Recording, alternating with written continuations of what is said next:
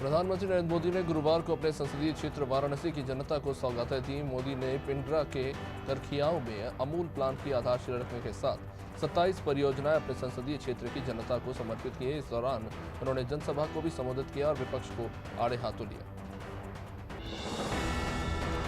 प्रधानमंत्री ने कहा कि हमारे यहाँ गाय की बात करना कुछ लोगों ने गुनाह बना दिया है। गाय कुछ लोगों के लिए गुनाह हो सकता है, हमारे लिए गाय माता है, पूजनीय है। गाय और भैंस का मजाक उड़ाने वाले लोग ये भूल जाते हैं कि देश के 8 करोड़ परिवारों की आजीविका ऐसे ही पशुधन से चलती है। ये वो लोग हैं जिन्होंने उत्तर प्रदेश की राजनीति को सिर्फ जाति, पंथ, मत मजहब के चश्मे से देखा है। विपक्षी दलों पर हमलावर पीएम मोदी ने कहा कि हम यूपी में विरासत को भी बढ़ा रहे हैं, यूपी का विकास भी कर रहे हैं, लेकिन सिर्फ अपना स्वार्थ सोचने वालों को यूपी का विकास पसंद नहीं आ रहा। इन लोगों को पूर्वांचल के विकास से बाबा विश्वनाथ धाम से भी आपत्ति होने लगी है। मोदी ने कहा कि जब मैं काशी के विकास में डबल इंजन, डबल शक्ति और डबल विकास की बात करता हूं तो कुछ लोगों को बहुत कष्ट होता है। पंजाब में लुधियाना कोर्ट परिसर में गुरुवार को जबरदस्त धमाका होने से 2 लोगों के मरने की खबर है। ब्लास्ट इतना जोरदार था कि इसकी आवाज सुनकर वहां मौजूद लोग भी सकते में आ गया। इसके बाद कोर्ट के अंदर ही अफरा तफरी मच गई। धमाके की खबर पाकर मौके पर पहुंची पुलिस बल ने वहां पे हालात संभालने की कोशिश की। धमाका तब हुआ जब अदालत परिसर की तीसरी मंजिल पर जिला अदालत काम कर रही थी। धमाके के बाद पुलिस ने शहर में हाई अलर्ट जारी कर दिया है और तमाम जगहों पर नाकाबंदी कर दी गई है। इस बीच मौके पर दमकल की गाड़ियां भी भारी संख्या में देखने को मिली। हालांकि धमाका किस चीज से हुआ था इसको लेकर कोई स्पष्ट जानकारी नहीं मिली है। जानकारी मिल रही है कि लुधियाना कोर्ट की कॉपी ब्रांच में यह घटना हुई है। कोर्ट में वकीलों की हड़ताल के कारण भीड़ काफी कम है। इस धमाके को लेकर पंजाब के मुख्यमंत्री चरणजीत सिंह चन्नी ने कहा है कि मैं मौके का जायजा लेने के लिए लुधियाना जा रहा हूं।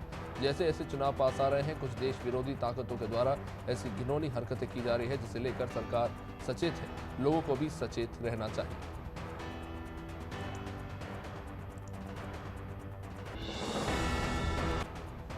अयोध्या में राम मंदिर के पास जमीन लेने की होड़ में कई अधिकारियों और विधायकों का नाम आने के बाद योगी सरकार ने जांच के आदेश दिए हैं। कांग्रेस की राष्ट्रीय महासचिव प्रियंका गांधी और आम आदमी पार्टी के राज्यसभा सांसद संजय सिंह ने योगी सरकार की भूमिका पर सवाल उठाए।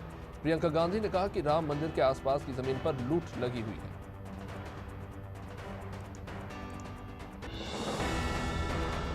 राम मंदिर जमीन में घोटाले के मामले को लेकर संजय सिंह ने एसआईटी से जांच करवाने की मांग की है। आप सांसद ने कहा कि जिस जमीन की जालसाजी में भाजपा के ही विधायक, mayor, commissioner, DIG, DM, ADM और एसडीएम सब शामिल हैं, उसकी जांच आदित्यनाथ जी के अधिकारी नहीं कर सकते। सुप्रीम कोर्ट की देखरेख में एसआईटी गठित करके जांच कराई जानी चाहिए और जालसाजों को जेल में डालना चाहिए। वही बसपा सुप्रीमो मायावती ने राम मंदिर में जमीन की खरीद फरोख्त में हुए घोटाले को लेकर कहा कि एक गंभीर मसला है। इस मामले में उच्च स्तरीय जांच होनी चाहिए। बेहतर यही होगा कि सुप्रीम कोर्ट इस मामले में दखल दे। केंद्र सरकार को, राज्य सरकार को इस मुद्दे को गंभीरता से लेने के उन्होंने निर्देश देने चाहिए।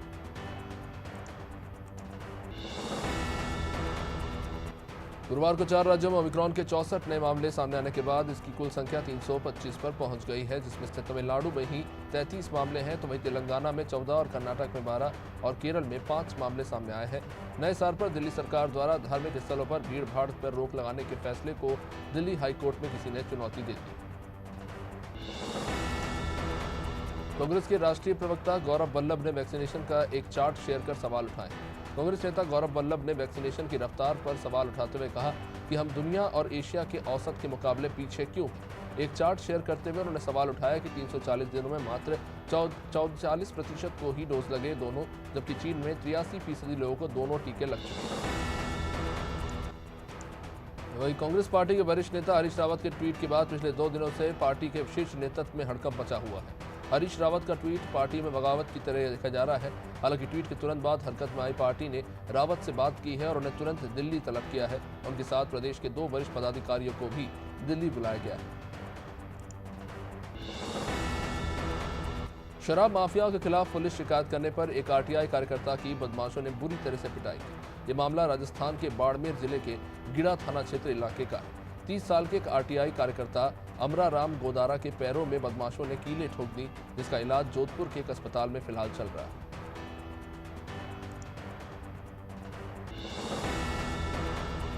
पीडीपी प्रमुख महबूबा मुफ्ती ने केंद्र की मोदी सरकार पर निशाना साधा। उन्होंने केंद्र सरकार की तुलना पाकिस्तान में जनरल मोहम्मद जिया उल हक के नेतृत्व वाली सरकार से कर दी। जम्मू में पार्टी कार्यकर्ताओं के एक अधिवेशन में उन्होंने कहा कि पड़ोसी देश अभी भी सैन्य तानाशाह द्वारा बोई गई नफरत के बीज के लिए भुगतान कर रहे हैं।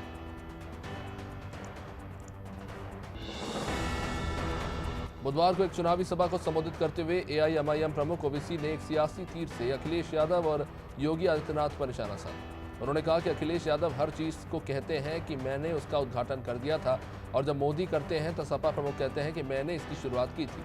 ओवैसी ने इसको लेकर कहा कि आज मैं कहता हूं कि तुम जो काम शुरू करते हो मोदी और योगी उसे मुकम्मल करो। मंगलुरु में एक मछुआरे पर मोबाइल चोरी का आरोप लगा, मारपीट की गई। आपको बता दें कि मारपीट के आरोपी उसी के साथी समूह के कुछ मछुआरे थे। पहले आरोपियों ने मछुआरे को फिशिंग बोट पर उल्टा लटका दिया और उसके बाद उसके साथ मारपीट शुरू कर दी। ये घटना 15 दिसंबर को बंडूर में मंगलुरु मछली पकड़ने के एक बंदरगाह पर नाव में हुई।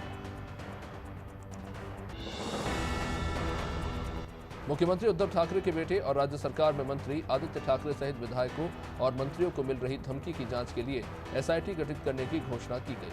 महाराष्ट्र के गृह मंत्री दिलीप वालसे पाटिल ने विधानसभा में इसकी घोषणा की।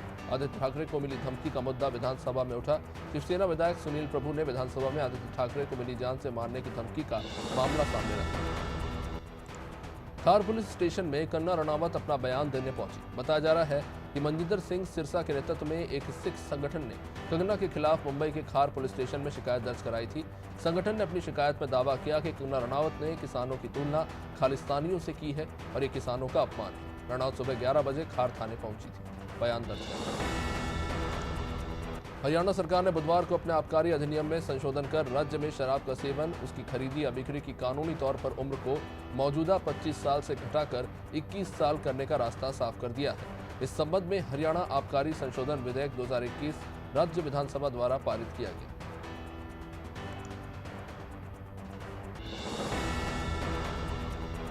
अलीराजपुर के खांडला गांव की रहने वाले निर्मला चौहान का एक वीडियो देश भर में चर्चा का विषय बना हुआ है। झाबुआ में रहकर बीए फर्स्ट ईयर की पढ़ाई करने वाली निर्मला ने प्रदर्शन के दौरान शासन पर जमकर सवाल उठाए।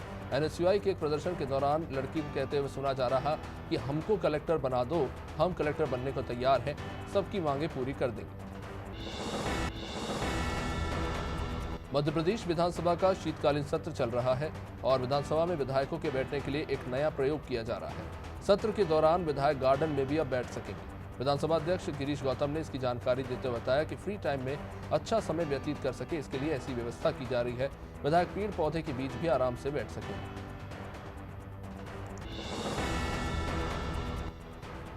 आरक्षण पर अपनी बात रखना मेरा अधिकार भी है और आवश्यकता भी। मध्य प्रदेश के मुख्यमंत्री शिवराज सिंह चौहान ने यह बात विधानसभा में कही।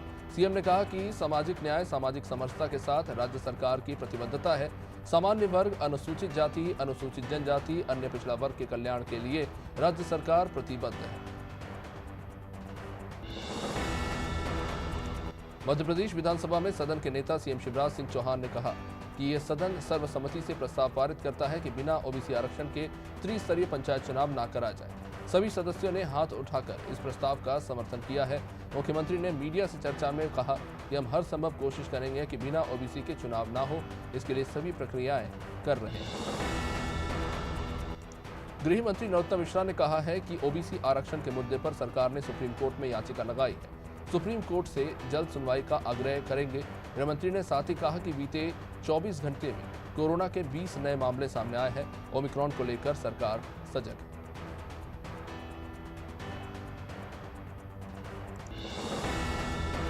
मध्य प्रदेश में ऑटो चालकों पर पुलिस और आरटीओ विभाग लगातार कार्रवाई कर रहा है और रजिस्ट्रेशन नहीं होने पर उनसे जुर्माना वसूला जा रहा है। इसी के विरोध में ऑटो संचालक लगातार प्रदर्शन भी कर रहे हैं, लेकिन अब भोपाल में आम आदमी पार्टी ने ऑटो चालकों का समर्थन करना शुरू कर दिया है और परिवहन अधिकारी को ज्ञापन सौंपा।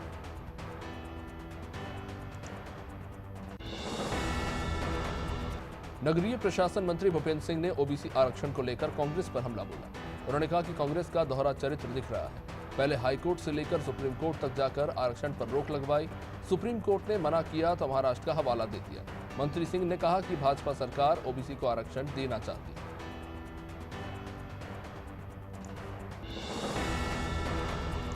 मध्य प्रदेश बीजेपी युवा मोर्चा स्वामी विवेकानंद जयंती पर प्रदेश भर में कार्यक्रम आयोजित करने जा रहे हैं। युवा मोर्चा ने विवेकानंद जयंती पर युवा दिवस मनाने का फैसला किया है। जिला स्तर पर रैली और मैराथन का आयोजन किया जाएगा, जिसके अलावा अटल बिहारी वाजपेयी की जयंती पर भी युवा मोर्चा कार्यक्रम आयोजित करेगा। इस कार्यक्रम में बीजेपी के तमाम नेता शिरकत करेंगे।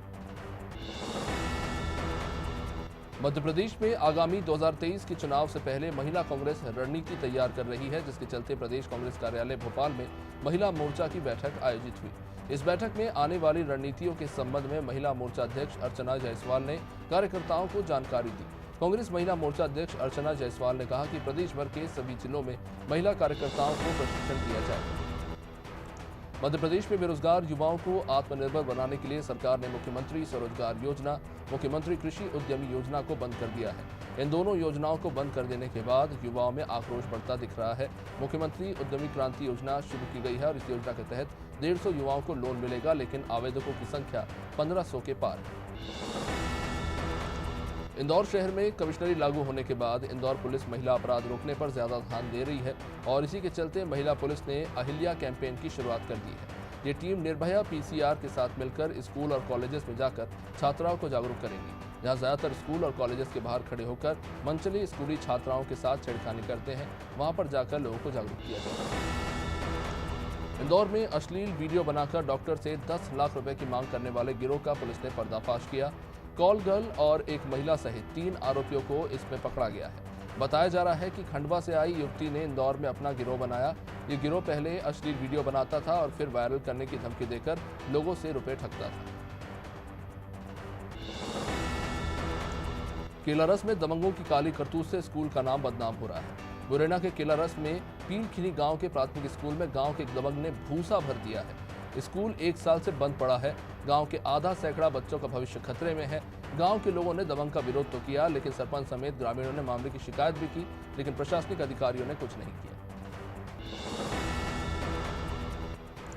मुरैना जिले के केलारस में एई पर जानलेवा हमला किया गया। जानकारी के मुताबिक बिजली का बिल अधिक होने के कारण रामजी लाल सिंह सिकरवार विद्युत विभाग के दफ्तर पहुंचे और गाली गलौज करना शुरू कर दिया। गाली गलौज देने से मना करने पर उन्होंने धारदार हथियार से असिस्टेंट इंजीनियर मुकेश जाटव के सिर पर हमला कर दिया, जिससे वो बुरी तरह से घायल हो गए। उज्जैन कलेक्टर आशीष सिंह जिले में पर्याप्त यूरिया खाद होने का दावा तो कर रहे हैं, वहीं दूसरी ओर महिदपुर के किसान कृषि उपज मंडी में यूरिया खाद के लिए घंटों इंतजार कर रहे हैं। किसानों ने बताया कि महिदपुर में यूरिया खाद की काफी किल्लत है। ऐसे में किसानों को एमपी एग्रो के कार्यालय पर घंटों इंतजार करना पड़ता है। इसके बावजूद टोकन तक नहीं दिए जा रहे हैं। अनूपपुर में एक तरफ कड़कड़ाती ठंड का कहर लोगों पर सितम ढा रहा है, तो वहीं शीतलहर और ठंड के बीच बरगवा गांव में लोग पानी की किल्लत से परेशान हैं। ग्रामीणों के मुताबिक पीने का पानी 8 से 8:30 बजे तक ही आता है। ऐसे में पानी के लिए लंबी लाइन लग जाती है। ग्रामीणों को हर दिन पानी के लिए जद्दोजहद करनी पड़ती है।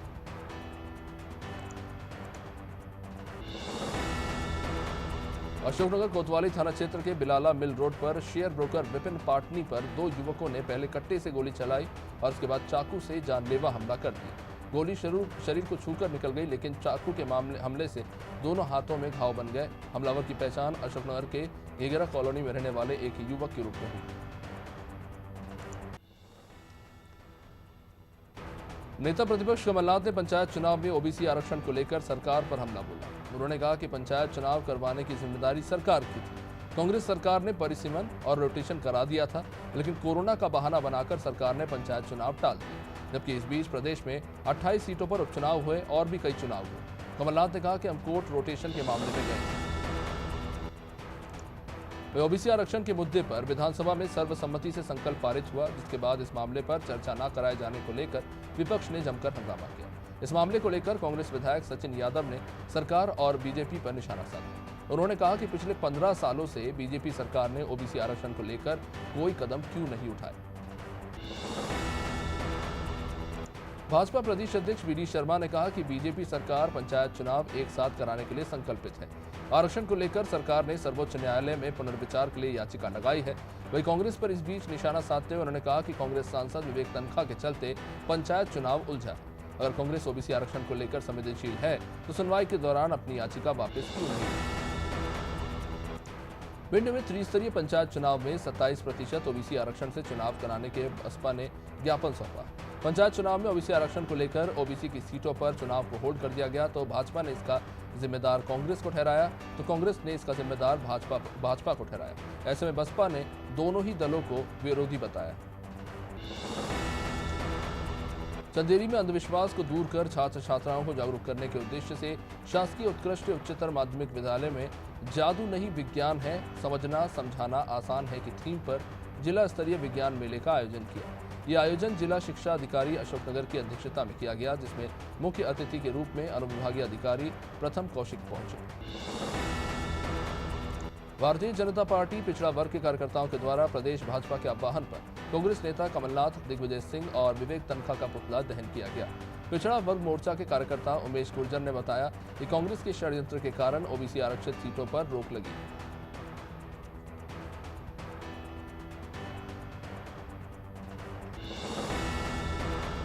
पवई विधानसभा क्षेत्र के अंतर्गत ग्राम ब्यारमा हरदुआ में नील क्रांति योजना के अंतर्गत हितग्राही को 10.20 लाख का लाभ मिला। अवधेश लोधी ने बताया कि उन्होंने खुद 2 हेक्टेयर जमीन पर प्रधानमंत्री नील क्रांति योजना के अंतर्गत तालाब निर्माण कराया। इसकी लागत कुछ 14 लाख आई और इसमें 3 लाख की मछलियों का बीज और फूड आहार की व्यवस्था हुई। ओबीसी महासभा मध्य प्रदेश शीर्ष नेतृत्व के आह्वान पर जिला अध्यक्ष के मार्गदर्शन पर ओबीसी महासभा ब्लॉक इकाई और संयुक्त मोर्चा रामपुर बागेलान के नेतृत्व में माननीय राष्ट्रपति महोदय के नाम ज्ञापन सौंपा गया। ओबीसी महासभा और संयुक्त मोर्चा रामपुर बागेलान के पदाधिकारियों ने वर्तमान समय में हो रहे पंचायती राज्य के चुनाव में ओबीसी के आरक्षण को यथावत रखते हुए एक साथ चुनाव कराए जाने की मांग की।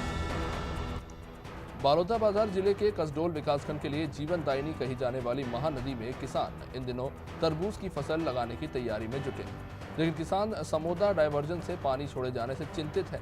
अगर समोदा डायवर्जन का पानी महानदी में पहुंचता है तो महानदी का जलस्तर बढ़ेगा, जिससे किसानों की तरबूज की फसल बर्बाद हो जाएगी। सुकमा जिले में हो रहे नगर पंचायत के परिणाम आने से कांग्रेसियों में खुशी का माहौल देखा गया। भाजपाइयों में हालांकि काफी निराशा देखने को मिली। सुकमा की कोटा नगर पंचायत में कांग्रेस ने बड़ी जीत दर्ज की। 15 वार्डों में से 14 पर कांग्रेस ने जीत हासिल की। भाजपा के पूर्व मंत्री केदार कश्यप और कांग्रेस के मंत्री कवासी लखमा दोनों ने अपनी अपनी ताकत कोटा नगर पंचायत चुनाव में झोंक रखी थी।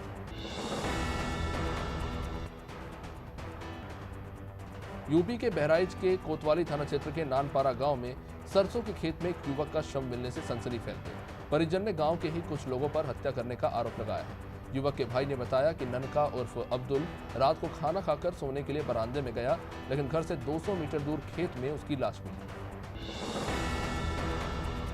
यूपी के उन्नाव में ब्लॉक संसाधन केंद्र ओरास में शिक्षक से 5,000 रुपए की रिश्वत लेते कर्मचारी को भ्रष्टाचार निरोधक टीम ने रंगे हाथों गिरफ्तार किया। लिपि का काम देख रहे चतुर्थ श्रेणी के कर्मचारी ने अवकाश स्वीकृति के बदले रुपए मांगे थे। बुधवार को भ्रष्टाचार निरोधक 6 सदस्यीय टीम ने उसके खिलाफ आसीवन थाने में मुकदमा दर्ज कराया।